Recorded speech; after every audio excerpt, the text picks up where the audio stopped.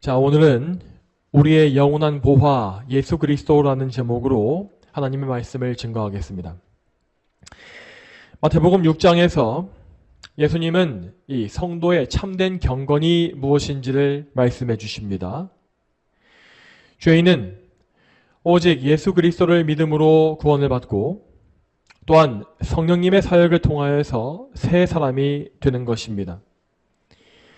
그리고 이렇게 새 사람이 된 성도는 이전과는 완전히 다른 새로운 삶의 방식을 따르게 되어 있습니다.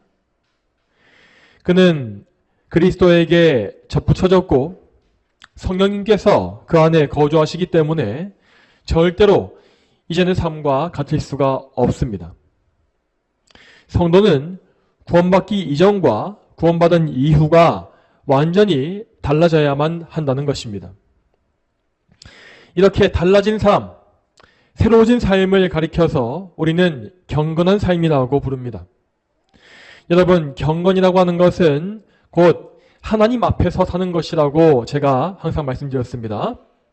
자, 삶의 모든 일을 하나님 앞에서 하는 것처럼 하고 또한 하나님께 하듯이 하며 그리고 하나님의 영광을 위해서 행하는 자세, 그런 마음, 그것이 바로 참된 경건입니다. 우리 예수님은 이 마태복음의 산상수훈에서 이 참된 경건이 무엇인지를 밝히 말씀해 주심으로써 우리가 어떠한 착각에도 빠지지 않게 인도해 주셨습니다. 자, 만일 성경에 이러한 말씀이 없었다고 한다면 우리는 전혀 믿음이 없으면서도 믿음이 있다고 착각하게 되었을 것이고 또한 경건하지 않으면서도 내가 경건하다고 억지를 부릴 수 있었을 것입니다. 자, 그러므로 우리는 이 말씀을 통하여서 나 자신의 지금 상태를 진지하게 점검하고 내가 지금 그리스도께 정말로 연합되어진 상태인지 아닌지를 평가해야 할 것입니다. 여러분, 이러한 자기평가에 대해서 회피와 핑계와 변명과 이런 어떤 감추는 것은 아무런 의미가 없고 오히려 나 자신을 엄청난 위험에 빠뜨리고 마는 것입니다. 여러분, 우리는 성령님께 우리 자신을 정직하게 해달라고 간구해야 합니다. 또한 우리는 성령께서 우리를 어떻게 평가하시는지를 알게 해달라고 구해야 할 것입니다. 이렇게 진지한 점검과 회개와 성령님께 간구하는 자세로 이 말씀을 들으시길 바랍니다. 자, 이 말씀의 앞부분, 그러니까 마태복음 6장의 앞부분에서 자, 예수님은 경건 생활을 어떻게 해야 하는지를 보여주신 바 있습니다. 자, 예수님은 거기에서 경건한 성도가 행해야 할 실천의 목록을 구제, 기도, 금식 세 가지로 말씀해 주신 바 있었죠. 자, 그런데 이외에도 우리의 경건 생활에는 예배와 말씀 연구와 묵상, 성도 간의 교제, 찬송 등의 요소 역시 포함될 수 있을 것입니다. 자, 예수님께서 그렇지만 여기에서 단 세 가지의 항목만을 말씀해 주신 이유는 그 당시 유대인들의 잘못을 책망하시기 위함이었습니다. 대표적으로 그 당시 유대인 중에서 이 바리새인들은 항상 주변의 사람들에게 과시를 하기 위해서 이 구제와 기도와 금식을 이용했기 때문에 예수님은 이 세 가지를 콕 집어 예로 드시어서 이 경건 생활에 대해서 설명하신 것입니다. 자, 그러면 여러분, 예수님께서 말씀하신 구제와 기도와 금식이란 것은 어떤 것이겠습니까? 이 세상의 많은 사람들은 우리가 경건해지기 위하여서 이러한 일들을 행해야 한다라고 생각을 합니다. 여러분 집중하십시오. 자, 앞을 보세요. 자, 거룩을 스스로 이루기 위해서 기도를 열심히 해야 하고 경건을 일궈내기 위해서 금식에 힘써야 한다라는 식으로 생각을 하는 것입니다. 자, 물론 성도는 자기를 부인하고 경건에 힘써야 하는 것이 사실입니다. 자, 그러나 자기의 힘과 노력에 의해서 행하는 경건이란 것은 결단코 오래 지속할 수가 없습니다. 자기의 노력으로 경건을 행한다라고 하는 태도는 결국 진정한 믿음의 열매가 아닌 것입니다.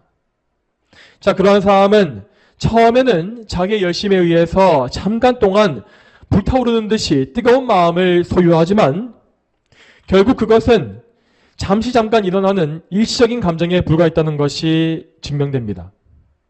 결국 그의 마음은 장기적으로 금세 식어버리게 되고 딱딱하게 굳어지며 또한 나중에는 마지못해 의무감에 의해서 신앙생활하는 그러한 상태를 쭉 이어갈 수밖에 없는 것입니다. 자, 그렇지만 반대로 참된 믿음을 가진 구원받은 성도는 평생에 뜨거운 마음과 열심을 가지고 경건 생활을 쭉 유지해 갈 수가 있습니다. 그가 그렇게 할 수 있는 이유는 그가 그리스도와 연합해 있기 때문입니다. 그리스도께 단단히 접붙여져서 그리스도께로부터 양분을 받게 되기 때문에 그는 그 힘으로 말미암아 경건 생활을 유지할 수가 있다는 것입니다. 이렇게 그리스도 안에 있는 사람은 누가 시키지 않더라도 경건 생활의 필요성을 자연히 알 수밖에 없으며 그리스도의 명령에 따라서 그 뜻에 복종하여 경건에 힘쓰게 되어 있습니다. 물론 때때로 성도 역시 마음이 식어지고 어두워질 수 있지만 그렇다 할지라도 그들은 그 상태에 오래 머물러 있지 아니하고 즉시 회개함으로 그리스도의 능력을 회복하고 하나님과의 관계 역시 회복할 수가 있는 것입니다. 여러분, 우리 예수님은 성령님을 통하여서 우리의 마음에 경건에 대한 열망을 부어주십니다. 그렇기 때문에 우리는 그 열망에 의하여서 기도를 하지 않고서는 도저히 견딜 수가 없는 것이고 마음속에서 우러나와서 이웃들을 사랑하고 도와주고 싶은 마음을 품는 것이며 때로는 나 자신을 복종시키기 위하여서 나의 죄를 죽이기 위하여서 금식 역시 행할 수밖에 없는 것입니다. 여러분 잘 기억하시기 바랍니다. 기도와 금식과 구제, 그 외에도 모든 경건 생활은 결코 우리가 주도해서 우리의 의지로 행할 수 있는 일이 아닙니다. 이것은 우리가 그리스도의 몸에 속해 있는 그리스도의 지체이기 때문에 우리의 머리이신 그리스도의 주권에 의하여서 행할 수 있는 일입니다. 우리는 믿음으로 말미암아 성령님을 통하여 그리스도와 연합되어지고 그 연합의 관계를 통하여서 예수님의 마음을 이식받게 됩니다. 이로써 우리는 예수님께서 기뻐하시는 것을 우리도 기뻐하게 되고 예수님께서 미워하시는 것을 우리 역시 미워하는 그런 상태를 가질 수 있는 것입니다. 또한 이로 말미암아서 우리는 예수님의 거룩한 사역을 이 땅에 이루어가는 귀한 도구로 쓰임받으며 주님께서 기뻐하시는 경건의 생활과 거룩의 일에 전심전력을 다하게 되는 것입니다. 자, 그러므로 성도의 경건 생활에는 평생에 그리스도께서 부어주시는 힘과 능력이 있는 것이며 자발적인 순종과 기쁨과 그리고 자유가 있어야만 합니다. 자, 그러므로 성도 여러분, 여러분의 경건 생활에 이러한 기쁨이나 자발적인 순종이 없으시거나 또는 신앙생활을 항상 지치고 힘든 가운데에서 억지로 의무적으로 하시고 계신다면 여러분은 반드시 말씀에 비추어서 여러분의 영적인 상태를 점검해야 합니다. 정말 지금 나에게 믿음이 있고 그리스도와 연합관계가 있는 것인지, 내가 그리스도의 지체로서 그리스도의 마음을 지금 품고 있는지, 내 안에 계신 성령께서 나를 주권적으로 인도하시어서 나의 정욕이 아닌 하나님의 영광을 이루게 하고 계시는지, 이러한 주님의 사역을 반드시 확인해야 하는 것입니다. 자, 이러한 영적 원리를 기억하시고 이해하시는 가운데에서 이제 우리는 마태복음 6장의 다음 부분을 봐야 할 것입니다. 자, 마태복음 6장의 후반부는 경건한 성도가 어떤 사고방식과 가치관을 가지고 살아가야 하는지를 보여주고 있습니다. 자, 이 후반부의 결론은 6장 33절에 잘 나와 있습니다. 이 말씀 제가 읽겠습니다. 6장 33절 말씀. 오직 너희는 먼저 하나님의 나라와 그분의 의를 찾아라. 그러면 이 모든 것들을 너희에게 더하여 주실 것이다. 이 말씀과 같이 경건한 성도는 다른 무엇보다 먼저 하나님의 나라와 하나님의 의를 찾게 됩니다. 그들은 비록 이 땅에 살고 있긴 하지만 하늘의 영원한 나라를 향해서 가고 있습니다.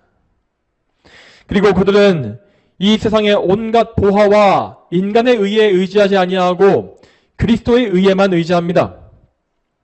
성도들은 그리스도의 의를 옷처럼 입어서 하나님께 나아가는 것이며 또한 그 의의 옷에 합당한 그것에 합당한 거룩한 삶을 살기 위해 힘쓰게 되어 있습니다. 성도는 다시 말씀드리지만 그리스도와 연합하여서 그리스도의 지배하에 있기 때문에 그리스도께서 바라시는 것들을 함께 바라는 존재입니다. 그들은 그러므로 이전과 완전히 다른 새로운 피조물이 된 것이므로 그 속에 있는 가치관과 사고방식 전체 역시 완전히 바뀔 수밖에 없는 것입니다. 성도들은 이제 하나님께서 미워하시는 죄악된 것들을 마음 놓고 즐길 수가 없습니다. 이제 그들은 하나님께서 귀하게 여기시는 것들을 귀히 여기며 추구하고 하나님께서 비천하게 여기시는 것들을 멀리하는 그런 거룩한 생각을 가지게 된다는 것입니다. 자, 그러면 오늘 본문을 다시 읽어보겠습니다. 먼저 19절을 같이 읽어보겠습니다. 오늘 본문의 19절 말씀 같이 읽어보겠습니다. 자, 시작. 너희를 위하여 보화를 땅에 쌓아두지 마라. 그곳에서는 좀 먹고 녹슬며 도둑들이 침입하여 훔쳐간다. 아멘. 이 말씀에는 보화를 땅에 쌓아두는 인생의 허망함이 잘 나와 있습니다. 자, 아담의 첫 범죄 이후로 이 세상에 태어난 모든 사람들은 다 자기의 보화를 이 땅에 쌓아두는 인생을 살게 되었습니다. 자, 그리고 성도들 역시 성령으로 거듭나기 이전까지는 오직 이 땅의 보화만을 추구하던 사람들이었음이 분명합니다. 세상의 성공과 세상의 성취, 좋은 직업을 가지고 부와 명성을 얻는 것, 사람들의 인정을 받는 것, 그리고 자기의 자식을 성공시켜서 성공과 부를 대물림하고 자자손손 부귀영화를 누리는 것, 이러한 것이 불신자가 추구하는 삶의 목표입니다. 물론 어떤 사람은 이런 세속적인 목표가 아니라 좀 더 숭고해 보이는 인류애를 추구하는 경우도 있습니다. 하지만 그렇게 숭고해 보이는 사람들이 추구하는 것 역시 결국에는 유한한 인간에게 속한 이 땅의 보화에 불과합니다. 그러므로 장차 하나님이 이 땅을 심판하실 때에 그 모든 사람들의 보화 역시 함께 불태워지고 사라지는 것을 우리는 알아야 합니다. 자, 여러분, 오늘 이 본문에 나와 있는 예수님의 이 표현은 이 고대 중동 지방의 문화를 반영하고 있습니다. 그 당시에 부유한 사람들은 자기의 이 저택에 큰 창고를 만들어 두고서 그 안에 자기가 모은 온갖 재물과 보화들을 가득 쌓아 놓았습니다. 누가복음서의 말씀에도 보면 예수님의 비유에서 어떤 부자가 곡식을 쌓아놓을 곳이 없어서 더 큰 창고를 짓겠다고 말하는 그런 장면이 나오지 않습니까? 이처럼 더 큰 창고를 지어놓고 더 많은 물건을 쌓아놓는 이것은 그 당시에 부유한 사람들이 부를 과시하는 수단으로서 사용되었습니다. 또한 이렇게 보물을 쌓아두는 것은 고대 왕들의 무덤에서도 많이 볼 수 있죠. 고대 왕들은 자기의 부와 권력을 총동원하여서 자기의 평생에 자기의 무덤을 거대하게 건축했고, 그리고 그 안에 자기가 좋아하는 온갖 화려한 장식과 보물들을 가득 채워놨습니다. 그리고 그가 죽은 이후에도 장례식 역시 아주 웅장하게 계획했고 또 치르게 하였습니다. 그렇게 장례식을 다 치르고 나서 화려한 관을 무덤 안에 안치해놓고 나면 그 무덤 속의 모습은 정말 휘황찬란했을 것이 분명합니다. 여러분, 하지만 정작 그 무덤의 주인은 시체가 되어서 관 속에 누워있을 뿐이었고 그 많은 좋은 보물 역시 절대 쓸 수가 없습니다. 또한 수많은 세월이 지난 이후에 그들의 무덤을 열어보게 되면 그 안의 보물은 하나같이 좀먹고 녹슬었으며 심지어 도굴꾼들이 침파해서 엉망을 만들어 놓은 경우도 너무나 많습니다.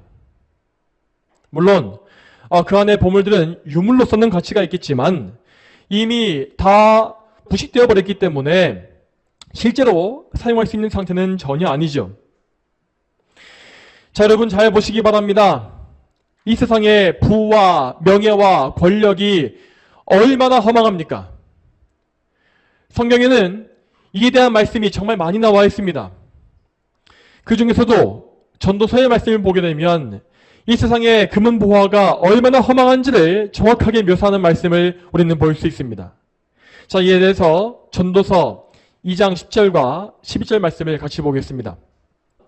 나는 내 눈이 원하는 것은 무엇이든지 금하지 않고 내 마음이 기뻐하는 것을 어떤 것도 삼가지 않았으니 이는 나의 모든 수고를 내 마음이 기뻐하였기 때문이다. 이것이 내 모든 수고로 얻은 나의 몫이었다. 그 후에 내 손으로 이룩한 모든 일들과 내가 그것들을 성취하려고 애쓴 수고를 돌이켜보니 그 모든 것이 헛되어 바람을 잡으려는 것이었고 해 아래서 아무 유익이 없었다. 아멘. 자, 여러분, 이 전도서를 기록한 사람은 다윗의 아들인 솔로몬 왕이었습니다.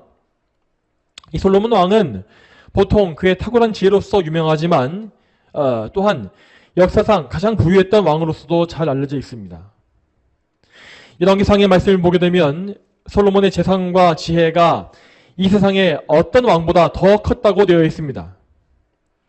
그는 정말로 우리가 상상할 수가 없는 부를 소유했던 왕으로서 좋은 음식과 좋은 술과 또 즐거운 노래와 여자들과 금은 보화와 화려한 궁궐과 정원 등등 모든 것을 이 땅의 모든 것을 다 누려보았습니다. 방금 읽은 말씀에 나온 바와 같이 그는 자신의 눈과 자기의 마음이 기뻐하는 것들을 전혀 금하지 않고 다 즐겼다고 되어 있습니다. 자, 여러분, 이러한 것은 결코 하나님의 영광을 추구하는 경건한 삶이 아니었습니다. 성경은 솔로몬이 이방 나라 출신의 흉들 때문에 우상숭배에 빠졌다고 기록하고 있는데 그의 정율적인 삶은 바로 이러한 영적 타락에서 비롯된 것이었습니다. 솔로몬의 삶은 그야말로 이 세상의 보화를 추구하는 것의 최고의 극단까지 올라갔던 삶이었습니다. 여러분, 그렇지만 그 모든 것을 다 즐긴 이후에 솔로몬에게 남은 것은 전혀 없었습니다.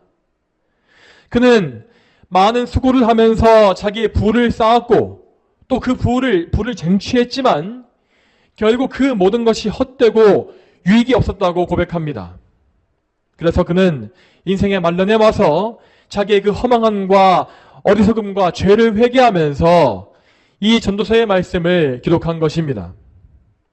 그는 전도서의 결론 부분에 이렇게 기록하고 있습니다. 전도서 12장 13절과 14절을 또 읽어보겠습니다. 내가 들은 모든 것의 결론은 이러하다. 너는 하나님을 경외하고 그분의 명령을 지켜라. 이것이 사람의 본분이다. 이는 하나님께서 모든 행위와 모든 은밀한 것들을 선이든 악이든 심판하실 것이기 때문이다. 아멘. 여러분, 이 말씀과 같이 인간의 인생에 제일 중요한 것은 성공과 번영이 아닙니다. 사람의 본분은 자기의 인생을 높이는 것이 아니라 하나님을 경외하고 그분의 명령을 지키는 것이라고 하였습니다. 만일 우리가 이 기준에서 이탈해 있다면 지금 우리는 사람의 본분을 다하지 못하고 있는 것입니다. 여러분, 잘 생각해 보시기 바랍니다. 하나님께서 여러분을 보실 때에 너는 지금 사람의 본분에서 이탈해 있다 라고 하신다면 여러분은 거기에 대해서 어떻게 반응하시겠습니까? 그런 사람은 결국 하나님의 심판대 앞에서 유죄 판결을 받을 수밖에 없을 것이고 영원한 심판과 멸망에 떨어질 것입니다. 그러므로 여러분은 여러분의 삶을 진지하게 생각해 보시고 반드시 죄에서 돌이켜야 합니다. 물론 여러분은 저마다 자신의 인생에 대해서 분명 나름대로 좋은 평가를 내리고 계실 것입니다. 나 정도면 그래도 괜찮은 인생을 살고 있지 않은가? 내가 그래도 저 사람보다는 더 나은 사람이지 않은가? 하는 생각은 모든 사람이 다 하고 있습니다. 그렇지만 우리가 아무리 우리 자신을 좋게 본다 할지라도 우리에게 중요한 것은 우리에 대한 하나님의 평가입니다. 여러분, 오늘 본문에서 알 수 있듯이 하나님께서 인생을 평가하시는 기준은 아주 정확하게 둘로 나누어집니다. 그 사람이 이 땅에 보화를 쌓고 있는가 아니면 하늘에 보화를 쌓고 있는가, 이 두 가지 평가 기준인 것입니다. 자, 이에 대해서 계속 이어서 오늘 본문의 20절과 21절을 보겠습니다. 마태복음 6장 20절과 21절 말씀 같이 읽어보겠습니다.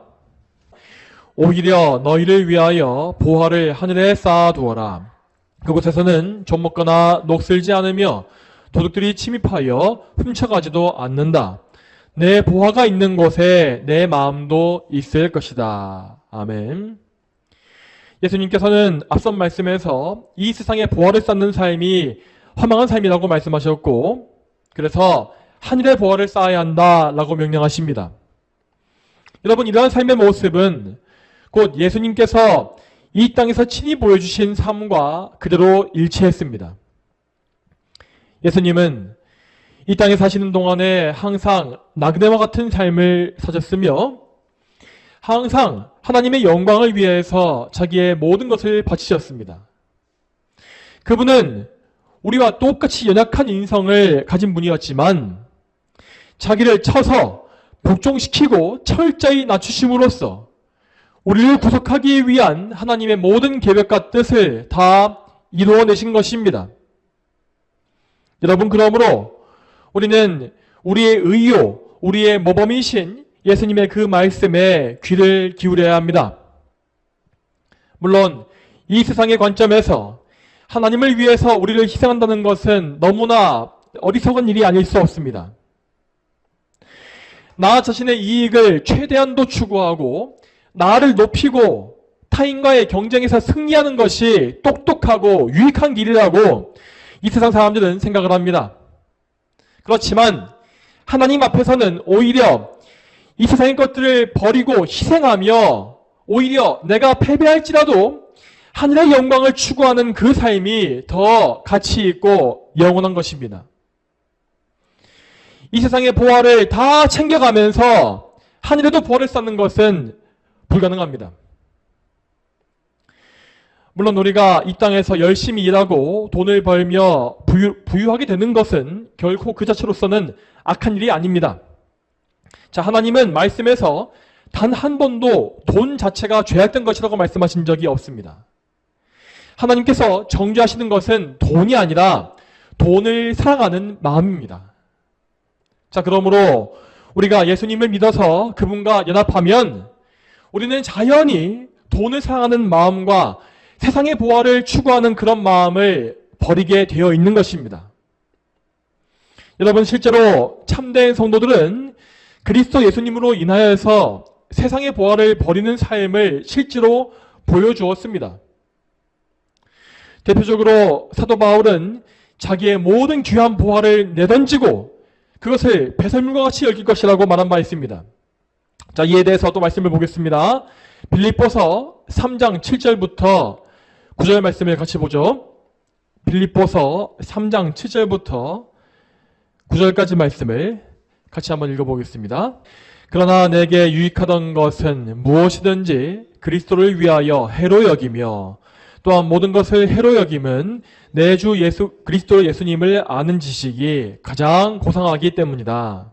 내가 그분을 위하여 모든 것을 잃어버리고 배설물로 여기는 것은 그리스도를 얻고 그분 안에서 발견되려는 것이다.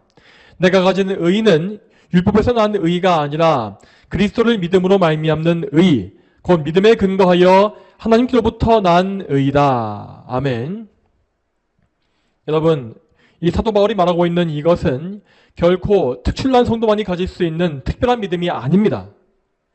이 믿음은 모든 성도가 공통적으로 소유해야 할 마음과 삶의 자세입니다.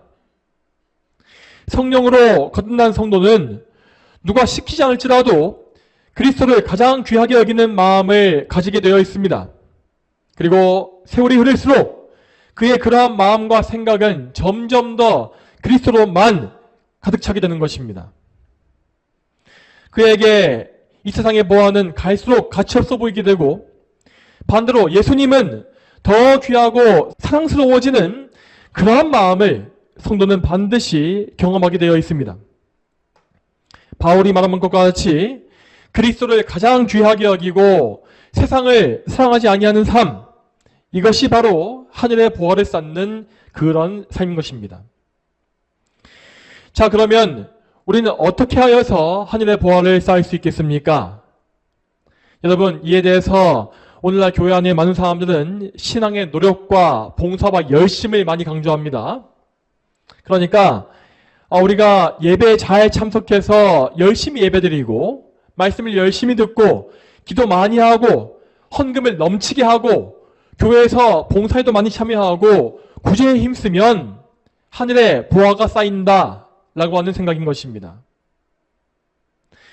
그렇지만 성경은 결코 그러한 식의 말씀을 가르친 적이 없습니다.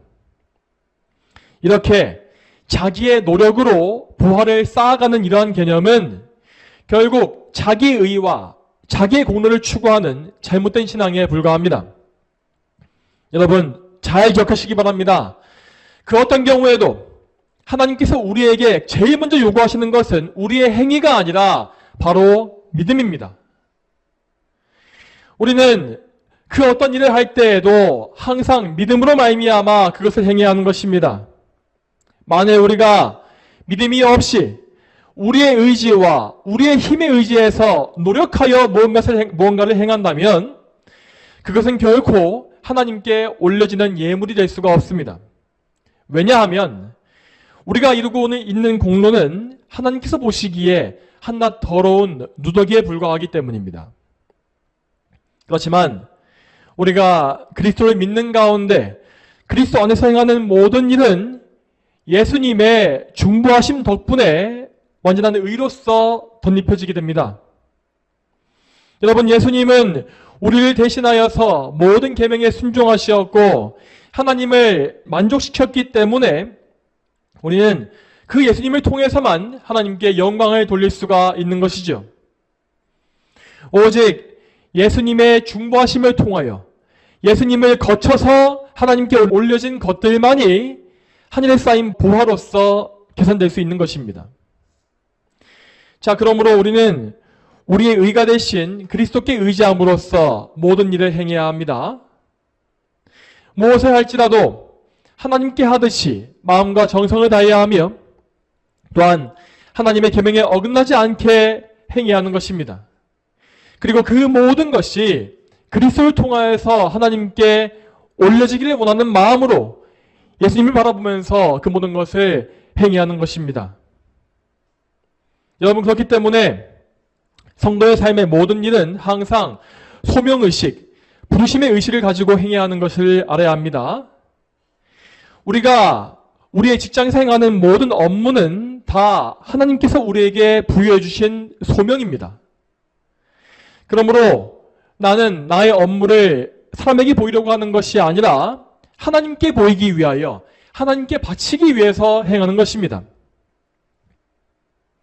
또한 모든 가정의 일들 역시 우리는 그것을 소명으로 알고서 최선을 다해야 합니다.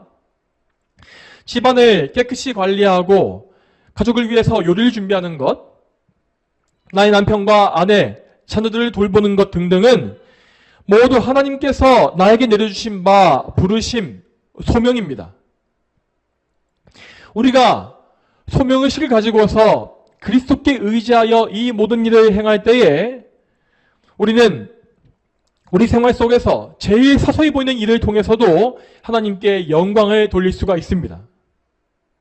그리고 여기서 더 나아가서 우리는 모든 영적인 활동과 경건 생활 역시 그것을 통하여서 하나님께 큰 영광을 돌릴 수가 있습니다. 자, 이러한 경건 생활에는 우리의 예배와 찬송, 말씀을 듣고 묵상하는 것이 있고 또한 기도하며 하나님을 찾는 것과 우리 형제를 섬기며 이웃에게 사랑을 베푸는 것, 그리스도의 복음을 선포하는 것 등등이 다 포함되어 있습니다. 여러분, 그리고 이 모든 영적 활동을 행할 때에 우리는 항상 그리스도를 믿는 믿음을 가지고서 굳건히 이 일을 행해야 합니다.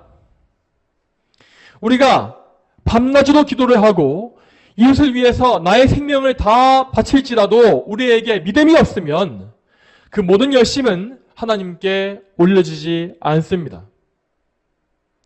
우리가 모든 일을 할 때에 먼저 기도해야 하는 이유가 바로 여기 있는 것입니다. 여러분, 기도라고 하는 것은 우리가 그리스도를 의지할 수 있게끔 하나님께서 우리에게 주신 귀중한 선물입니다. 우리는 이 기도를 통하여서 예수 그리스도를 바라볼 수 있고 우리 안에 예수님을 의지하지 아니하는 모든 죄악된 것들을 쳐서 복종시킵니다. 또한 우리는 기도를 통하여서 그리스도의 보혈의 은혜를 구함으로써 죄의 더러움 역시 씻음받을 수가 있는 것입니다. 이렇게 죄의 오염을 씻어야만 우리는 아무런 막힘이 없이 하나님께 나아갈 수 있습니다. 자, 그렇기 때문에 우리는 예배를 드리기에 앞서서 먼저 열심히 기도해야 하고 또한 말씀을 읽을 때도 기도함으로 그리스도께 의지해야 합니다. 또한 누군가에게 복음을 전할 때에도 먼저 그를 위하여서 하나님께 간절히 기도함으로써 예수님의 은혜와 성령님의 사역을 구해야 합니다. 자, 이와 같이 우리는 모든 일에 항상 그리스도의 공로에 의지하여서 우리 자신을 하나님께 올려드린다고 하는 그런 마음을 가지고 살아야 하는 것입니다. 여러분, 이러한 믿음을 통하여서 하나님은 우리를 받아주실 것이고 우리의 하늘 창고에 영원한 보화를 쌓게 해주십니다. 자, 그러면 이제 마지막으로 오늘 본문 21절의 의미를 생각해 보겠습니다. 여기에서 예수님은 말씀하시기를 우리의 보화가 있는 그곳에 우리의 마음도 있을 것이다 라고 하십니다. 여러분, 이 말씀은 이 성도들과 이 세상 사람들의 마음이 각각 어디에 향해 있는지를 보여줍니다. 이 세상의 불신자들은 그 몸과 마음을 항상 이 땅에 두고 있습니다. 그들은 평생 세상의 창고에 보화를 쌓고 거기에 마음을 두다가 그 세상이 망할 때에 함께 망하는 것입니다. 그러나 구원을 받은 성도들은 이 땅에 사는 동안에도 계속 천국에만 마음을 두고 살고 있습니다. 우리 성도들은 세상에서 나그네와 거류민과 같이 하늘을 향한 여행길을 가는 중에 있는 것입니다. 여러분이 성도라고 하신다면 이 말이 무슨 뜻인지를 정말 마음으로 와닿게 아실 것입니다. 왜냐하면 여러분은 저 천국이 여러분의 본향이며 여러분의 아버지의 집이라는 사실을 이미 알게 되었기 때문입니다. 여러분, 성도들은 비록 처음에 이 땅에서 태어났지만 거듭남을 통하여서 하늘로부터 다시 태어난 사람들이 되었습니다. 그래서 그들은 믿음으로 말미암아 자기의 본향인 하늘에 보화를 쌓고 그 보화를 천국에서 누리게 될 날을 사모하며 살게 되어 있는 것입니다. 자, 그러면 다음으로 우리의 보화란 무엇이겠습니까? 교회 안에 어떤 사람들은 이 보화를 뭔가 육적이고 세속적인 개념으로 이해하는 경우가 있습니다. 이 땅에서 그러니까 많은 공적을 쌓은 사람들은 천국에서 더 의리의리한 저택에 살 수 있고 더 높은 자리에 오르며 더 많은 보화를 누릴 수 있다라고 하는 그런 생각을 가지는 것입니다. 하지만 여러분, 천국의 보화라는 것은 결코 그러한 것이 아닙니다. 여러분, 잘 들으시기 바랍니다. 어떤 성도가 천국에 보화를 많이 쌓았다라고 하는 것은 그만큼 그 사람이 이 세상에 사는 동안에 그리스도를 사모했다, 그리스도를 추구했고 그리스도를 많이 소유했다라고 하는 의미입니다. 그는 그러니까 다른 뭇 성도들보다 더 특출나게 그리스도를 사랑한 것이고 그리스도의 영이신 성령님께 더 많이 의지하여서 더 많은 순종을 행한 것입니다. 또한 그는 그리스도로 말미암아서 하나님께 영광을 돌리기 위하여 더 큰 희생을 치른 것이죠. 자, 그러면 이러한 성도가 진정으로 바라고 갈망하는 보화가 과연 무엇이겠습니까? 큰 저택과 화려한 의복이겠습니까? 황금과 보석으로 만들어진 큰 면류관이겠습니까? 절대 그렇지 않습니다. 이렇게 경건한 성도가 바라는 바, 그 소망은 오직 한 분, 삼위일체 하나님이십니다. 더 정확히 말하자면 그의 보아는 오직 예수 그리스도이시며, 예수 그리스도를 만나 뵙고 가까이 모시기 위하여 그는 평생의 수고를 마다하지 않는 것입니다. 이러한 성도는 이 험악한 세상에 사는 동안에도 하나님만 사모하면서 하나님과 동행하는 그러한 사람입니다. 비록 그는 자기의 육체의 본성으로 인하여서 때때로 넘어지고 하나님과 멀어질 수 있지만, 그럼에도 그럴 때마다 그리스도께 의지하여 죄의 씻김을 받고 다시금 하나님의 관계를 회복합니다. 여러분, 잘 생각해 보십시오. 이렇게 하나님을 열렬히 사모하는 이러한 사람을 하나님께서 얼마나 기뻐하시겠습니까? 하나님은 정말로 그러한 성도를 하늘나라에 얼른 맞이하고 싶으실 것입니다. 그러므로 우리가 장차 누리게 될 하늘의 보화, 우리가 추구해야 할 그 보화는 거룩하신 하나님이며 또 하나님의 인정입니다. 우리는 우리의 영원한 기업이 되시는 예수 그리스도를 보호로서 천국에서 누린다는 것입니다. 여러분, 우리 찬송가 중에서 나의 영원하신 기업이라고 하는 찬송가가 있지 않습니까? 그 찬송의 내용은 성도가 사모하는 보화가 무엇인지를 정말 분명하게 보여주고 있는 가사를 담고 있습니다. 참된 성도는 이 세상의 부영화와 이 땅의 기업을 버리고 하늘의 영원한 기업이신 그리스도를 사모합니다. 그리고 그렇게 그리스도를 사모한 성도는 그 상급 보상으로서 하늘에서 그리스도를 더 많이 누리고 더 가까이 모시며 더 깊이 아는 그러한 보상을 받는 것입니다. 여러분, 이것이 바로 성경이 말씀하고 있는 바 상급입니다. 그러므로 우리는 참된 성도로서 이 상급을 바라보는 가운데 이 땅에 있을 때에도 이 상급을 미리 맛보는 그런 삶을 살아야 하는 것입니다. 우리는 그리스도와 연합하여서 그분과 항상 교제해야 하고 또한 그분을 통하여 천국의 삶을 미리 맛봐야 합니다.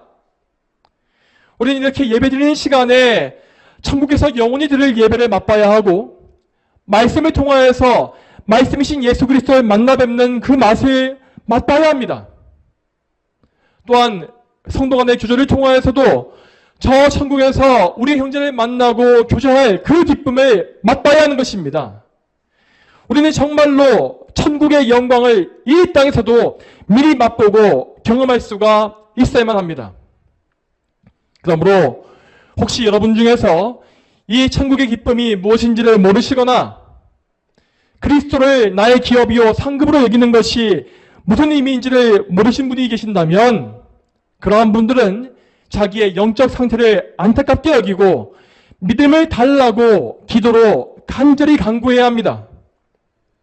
여러분, 결단코 믿음을 달라고 구하는 기도에 거부감을 느끼지 마시기 바랍니다. 여러분, 나의 불신앙을 인정하고 나의 믿음 없음을 고백하는 것은 결코 멸망에 빠지는 길이 아닙니다. 하나님은 자기의 불신앙을 인정하고 기도로 도움을 청한 사람을 오히려 더 많이 기뻐하십니다. 하지만 반대로 자기의 불신앙이 말씀을 통해서 드러났음에도 불구하고 계속해서 나는 믿음이 있다고 구원받은 성도라고 주장하는 그런 사람은 하나님의 긍휼을 끝까지 입을 수 없습니다. 여러분, 예수님 앞에 나와서 저에게 믿음을 더해 주십시오 라고 간구했던 모든 사람들은 다 은혜로서 믿음을 선물 받았습니다. 그러므로 여러분 모두가 이러한 기도를 드리심으로써 구원 얻는 믿음을 예수님의 손으로부터 선물 받으시게 되기를 바랍니다. 그리고 이미 믿음이 있으신 분들 역시 더 큰 믿음과 더 굳센 믿음을 달라고 기도하십시오. 여러분, 우리 모두가 우리 구주 예수님의 믿음으로 말미암아 이 믿음을 소유하고 하늘의 보화를 쌓는 지혜로운 성도가 다 되기를 축복합니다. 다 함께 기도하겠습니다. 거룩하신 아버지 하나님, 오늘도 우리가 예수님의 거룩한 산상수훈의 교훈을 통하여 예수님을 진정으로 믿는 것이 무엇인지를 보게 하시고 그 믿음으로 말미암아 우리의 모든 선행이 하늘의 부어로 쌓이는 그 원리가 무엇인지를 보게 하심에 참으로 감사합니다. 하나님, 그렇지만 우리가 성령으로 거듭난 성도가 아니라면 우리는 이러한 말씀에 귀를 기울일 수가 없을 것이고 또 이해할 수 없을 것이며 듣더라도 이것이 우리 마음속에 정말 절절하게 와닿는 경험을 할 수가 없을 것입니다. 하나님, 그러므로 우리의 마음을 열어주시고 우리의 마음에 성령님께서 환한 빛을 비추어 주셔서 우리의 눈이 열리고 예수 그리스도의 복음을 진정으로 듣고 믿고 받아들이는 그러한 은혜를 누리기를 소망합니다. 거룩하신 삼위 하나님께서 우리 모두를 구원해 주시며 또한 우리가 이 구원의 기쁨 가운데에서 정말 서로 사랑하는 가운데 믿음의 선한 경주를 경주하면서 하늘에 더 많은 벌을 쌓기 위해서 충성을 다하는 그러한 복된 성도의 삶을 살게 하여 주시옵소서. 감사드리옵고 거룩하신 예수님의 이름으로 기도 올립니다. 아멘.